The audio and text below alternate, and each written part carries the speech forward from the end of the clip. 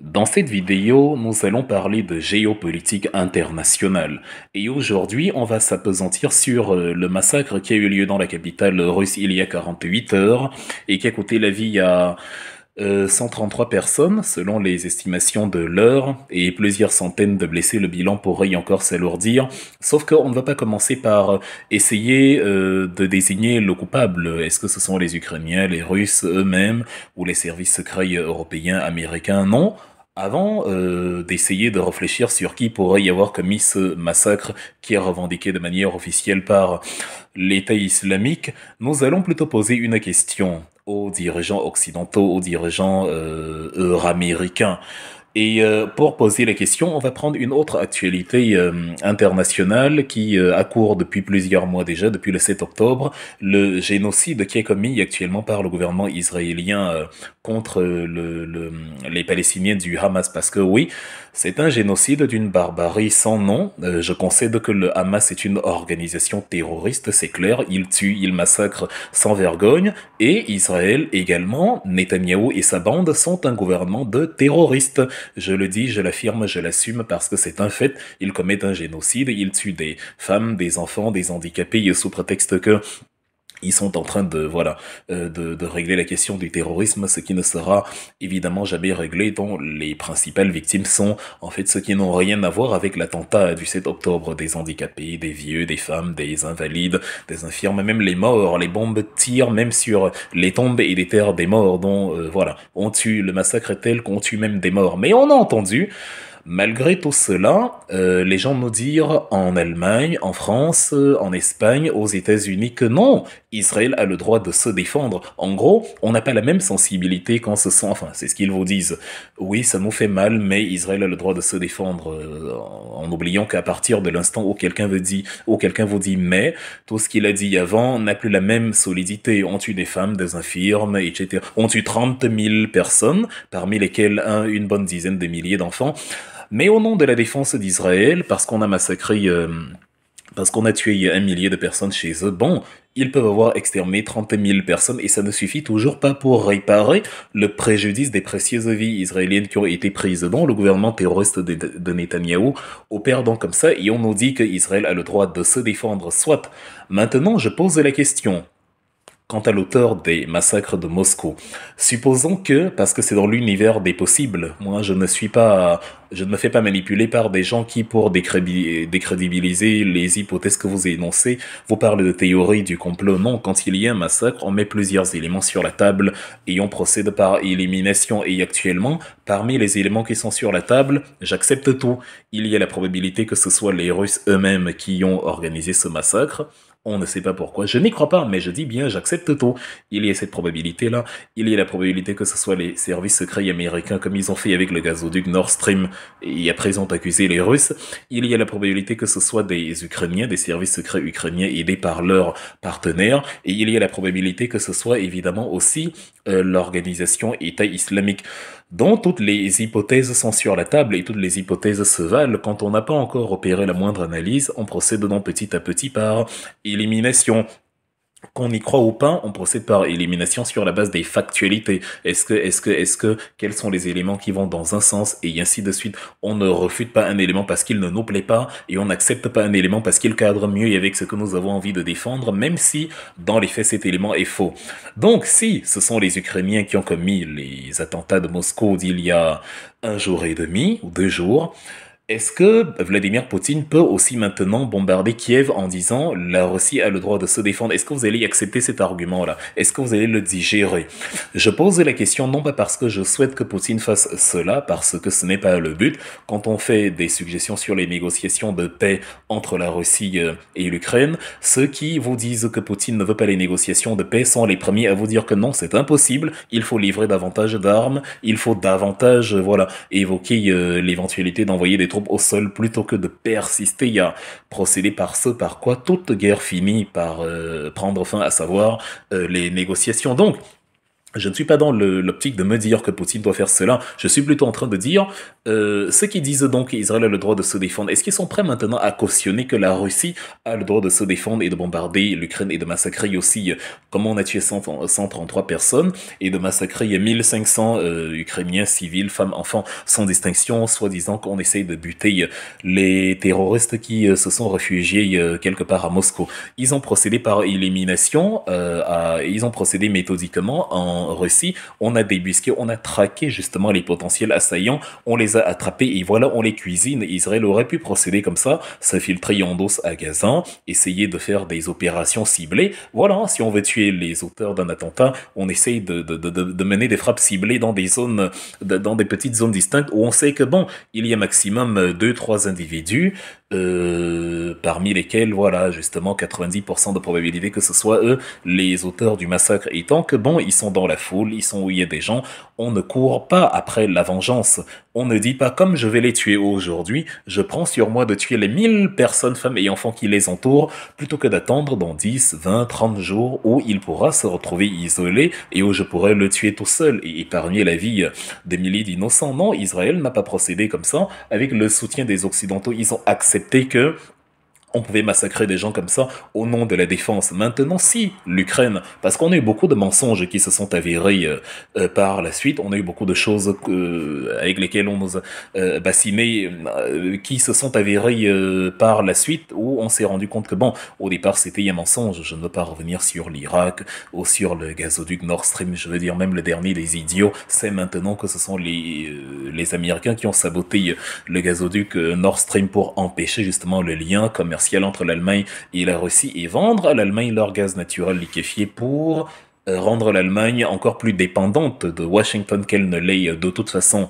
politiquement, militairement, et voilà maintenant de plus en plus économiquement et par ricochet donc géopolitiquement. Donc, si c'est l'Ukraine alors qui a commis ces attentats, qu'est-ce que vous allez faire? Est-ce que vous allez digérer que Poutine bombarde Kiev, bombarde des civils et tue sans distinction, que ce ne soit plus une guerre militaire, mais qu'il se mette à opérer comme le gouvernement israélien qui combat un adversaire constitué à 99,99% de civils et 99% de victimes de Netanyahou sont des civils, des gens qui n'ont pas d'armes, des femmes, des enfants, des hommes invalides, des infirmes, des handicapés, des vieux, des adolescents, des gens voilà qui n'ont jamais fait de mal à qui que ce soit pendant que les vrais ennemis continuent de rester terrés dans l'ombre. Je pose cette question pour mettre en exergue dans la bêtise que les analystes occidentaux, les analystes internationaux ont depuis le début de cette crise israélienne, à dire que nous soutenons de manière indéfectible un gouvernement dont on donne le carton blanc, le carton vert, carte blanche à un gouvernement de tuer qui il veut, comme il veut, et ça ne nous émeut pas, et on estime que c'est plus tragique que le massacre, par exemple, que la Russie la guerre que la Russie mène avec les Ukrainiens, alors que cette guerre est majoritairement militaire, pendant qu'on a d'un autre côté quelqu'un qui massacre des civils principalement, et on dit que bon, il a le droit de se défendre. Ben voilà. Donc, si même les gens disent, à supposer que c'est l'Ukraine qui est donc l'auteur, et que les gens nous répondent que oui, mais c'est parce que la Russie, depuis 2022, a marché sur l'Ukraine, bon, j'accepte l'argument, et on renvoie donc dans la problématique israélienne au fait que, la crise n'a pas non plus commencé le 7 octobre, et si le Hamas a frappé, c'est parce que depuis 1948, la création de l'État Israël sur les bases douteuses forcées par l'ONU, les États-Unis, et on a forcé même des pays qui ne voulaient pas au départ, comme la France, etc. Et la colonisation, tout ce qui s'en est suivi, les massacres, les humiliations, voilà, la politique de coercition, de musellement, d'encerclement, mais totalement sauvage. On peut aussi remonter là-bas. Ce qui veut dire que c'est toujours malsain d'essayer de justifier l'injustifiable parce qu'on est partisan, je sais pas, d'un gouvernement, d'un régime, ou parce qu'on est allié à un pays. On ne dit pas je soutiens indéfectiblement Israël, c'est de la bêtise. D'ailleurs, on voit comment ces pays se dédisent de plus en plus. Le Canada a annoncé qu'il ne va plus livrer ses armes à Israël. Les États-Unis sont en train, ils reculent maintenant sur leur soutien total. Le torchon brûle entre Netanyahou et Anthony Blinken et l'administration Biden de manière générale, parce que ils finissent par se rendre compte, eux, les grands diplomates, les grands politiciens, finissent par se rendre compte des mois plus tard part de ce que nous, on leur disait dans nos petites vidéos que personne ne regarde sur Facebook à peine quelques jours après, à savoir dire, deux points, ouvrez les guillemets, je soutiens indéfectiblement Israël, est une connerie qui ne dit pas son nom. Ça confine même à de la sorcellerie, parce que ça signifie que tout ce que cet allié va faire, je vais y applaudir. Non, ça ne marche pas comme ça, faut être objectif. Je cautionne une justice, je cautionne une réparation, mais je ne cautionne pas tout type de sauvagerie sous prétexte que on m'a fait du mal avant, sinon j'aurai du mal à le défendre si l'autre procède comme ça. Donc, si c'est l'Ukraine qui a massacré les 133 victimes russes, les Occidentaux se retrouvent dans de beaux draps parce que Vladimir Poutine, il ne rigolera pas. Il utilisera la jurisprudence Netanyahou pour mener ses opérations. Donc voilà, je termine en disant que c'est quand on dit la propagande russe, la propagande ou la manipulation du Kremlin, bon, nous on est des gens intelligents et on ne se laisse pas informer, enfin, on prend l'actualité et nous-mêmes on se fait une opinion. Je regarde BFM TV, je regarde les traductions que je peux avoir sur les chaînes russes ou sur les chaînes étrangères de divers pays. En fait, je regarde tout ce que je peux regarder et après je me fais mon opinion, je me fais mon analyse. Ceux qui vous parlent de la propagande russe font eux-mêmes de la propagande en utilisant déjà le mot propagande dans ce qu'ils disent. On va vous dire que selon la propagande russe, les terroristes se dirigeaient vers la frontière ukrainienne. Selon la propagande russe, ils ont été interceptés dans cette voiture blanche. Selon le régime du Kremlin, ils ont dit qu'ils ont été payés pour. Mais à partir du moment où tu me dis selon la propagande, plutôt que de me donner l'info et de me laisser réfléchir si c'est de la propagande ou pas, tu fais de la propagande. Il n'y a pas pire que la propagande occidentale. Elle est au moins égale à la propagande russe.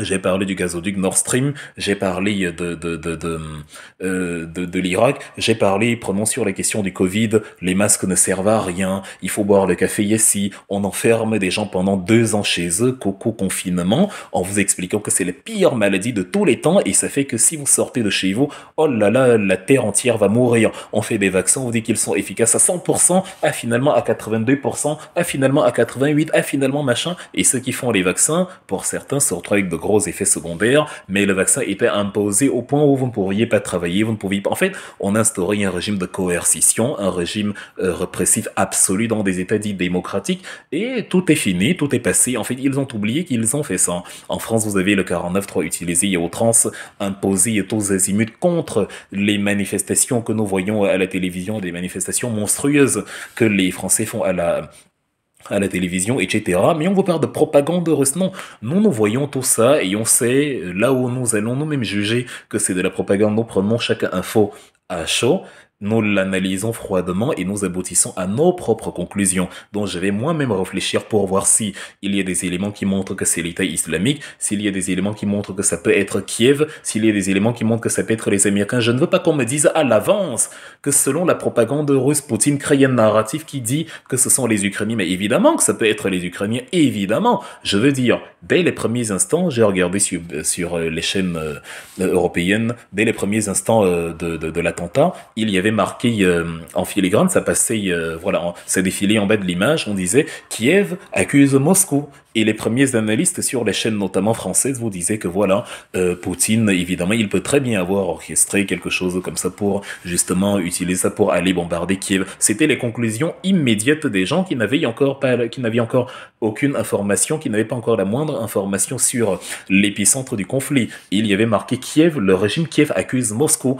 dont les Ukrainiens savaient déjà que c'est Moscou. Mais si ça, c'est pas de la propagande, qu'est-ce que c'est? Maintenant, quand Poutine dit, et encore, il ne dit pas que ce sont les Ukrainiens, il sous-entend, ou comme Medvedev sous-entendait que si ce sont les Ukrainiens, nous allons tuer tous les coupables ukrainiens. Il dit bien que voilà, dans l'éventualité où c'est le cas, voilà ce que nous allons faire.